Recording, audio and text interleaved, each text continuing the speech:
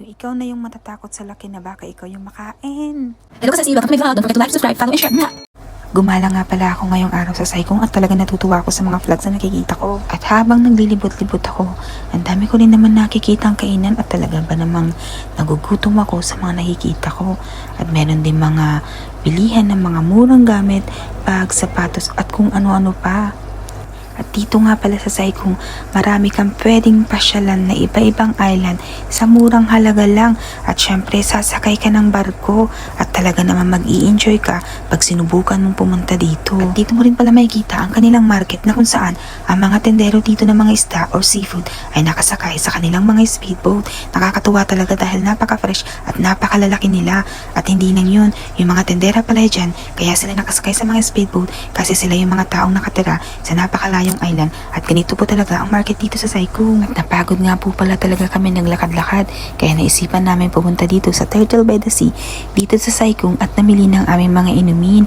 At ayan na nga po pala ang aking inumin.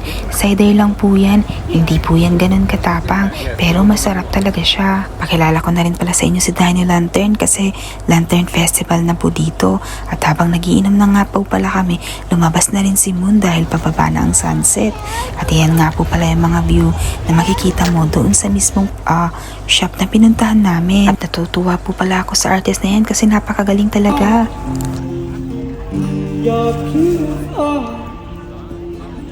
You're beautiful. It's true. Kita nyo yun, napakaganda ng boses ni Kuya. Sabay sabi pa ng you're beautiful at sabay tingin sa akin.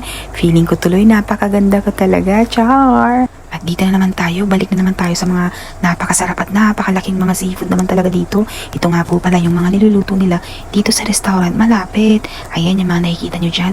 Ayan, bibilihin nyo yan at iluluto nila para inyong kainin. At dito talaga natatawa ako dito, nakakatakot.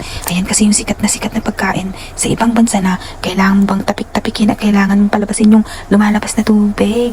Di ba nakakatawa at ayoko talagang tikman mo. At dito sa Saikong, ito nga pala yung gustong gusto kong puntahan at gustong gusto kong tignan kasi nga naman napakalaki, na a-amaze ako kasi yung laki nito mas malaki pa sila sa akin at feeling ko mas mabigat pa talaga sila sa akin kaya di ko nga alam kung binibenta ba nila to para iluto or display lang nila dyan kasi naman kung ibebenta nila to nakakaawa naman sila, sobrang laki nila, nakakatakot na rin kainin kasi tignan mo naman yung laki nila, yung parang isang isda lang yan pwede nang kumain ng 50 to 100 katao. Naglalakad-lakad na nga din pala kami para maghanap ng masarap na kainan na kung saan patok sa panlasa ng aking mga kasama. Habang naglalakad, nagpicture-picture na rin at talagang natutuwa ako sa art na nakikita ko dito sa dingding.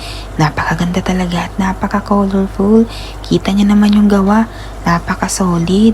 So dyan talaga yung daanan papunta sa aming pupuntahan. At finally, nakarating na kami dito sa conservatory. Dito nga po pala kami kumain ng aming dinner. At ito na naman, alak na naman, alcohol na naman, inuman na naman. O diba?